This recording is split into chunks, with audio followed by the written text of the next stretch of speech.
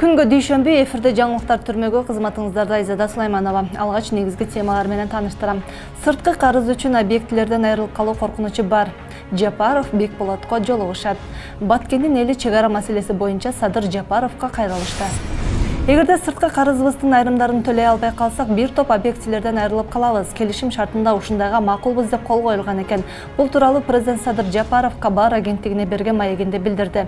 Өлкө башчы мамлекеттик кызматта адвокатым, досум, тууганым деген принцип болбош керек экендигин белгилеген. Досум, тууганым деген принцип менен 30 жылдан бери жашап келип, мамлекетибиз жок болуп кетүү коркунучуна такалыптыр. Сырткы карызыбыз 5 миллиард долларга жакын.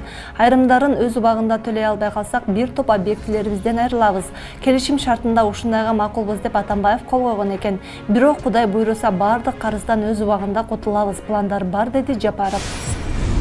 Кече 14 февралда Баткен районунун Аксай, Самаркандек, Актатыр, Кокташ айыл өкмөттөрүнүн Лелик райондорунун тургундары чогулуп президент Садыр Жапаровго кайрылуу жасашты. Алар өлкө башчынын чек араны тейлеген органдардан, жергиликтүү бийлик органдарынан кыргыз-тажик чек арасындагы маселени тез арада чечип берүүнү талап кылышууда. Чек ара маселесине тез арада чечкиндүү кадам жасаңыз. Кошуналар күндөн күнгө жакындап келе жатат. Чек араны тактаган органдарга туура кадрдык тандоо жасаңыз, деди Баткендин жашоочусу.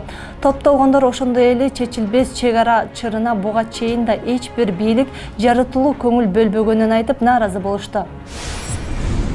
Ысык Көл облусуна караштуу Түп районунун кичинекей тургуну Бекболот Бактыбеков президент Садыр Жапаровдон мектеп куруп берүүсүн өтүнгөн. Мамлекет башчы ал менен жолугушууну чечкен. Бул тууралуу поколение Беси кыймылынын башчысы Нуройла Чолпонбаева Facebook баракчасына жазган. Эскерте кетсек, мындан мурда социалдык тармактарда Бекболоттун алардын айылына 2 кабаттуу мектеп куруп берүү өтүнүчү менен президент Садыр Жапаровго кайрылган видеосу тараган. Кичинекей Бекболот эртең Садыр Жапаров менен жолугат. Эми ал мектеп куруу тууралуу өтүнүчүн президенттин өзүнө айтат. Кичинекей Бекболотту колдойбуз деп жазгандары көп. Кыргызстандыктар 23 февралда эс алышат. Кыргызстандыктар 23 февралда эс алышаарын Саламаттыкты сактоо жана социалдык өнүктүрүү министрлиги эскертет. Бул тууралуу аталган министрликтин басма сөз кызматы билдиришти. 23 февраль жуманын бейшемби күнүнө туш келет. Белгилей кетсек, 23 февраль ата мекенди коргоо күнү.